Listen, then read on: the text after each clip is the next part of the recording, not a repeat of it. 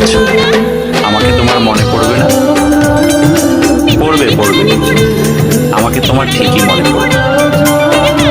মিথ্যা করে হলেও একদিনের জন্য ভালোবাসা দেখিয়েছিলে, দেখিয়েছিলে তো। মিথ্যে করে হলেও কাছে তো এসেছিলে, কি এসেছিলে না?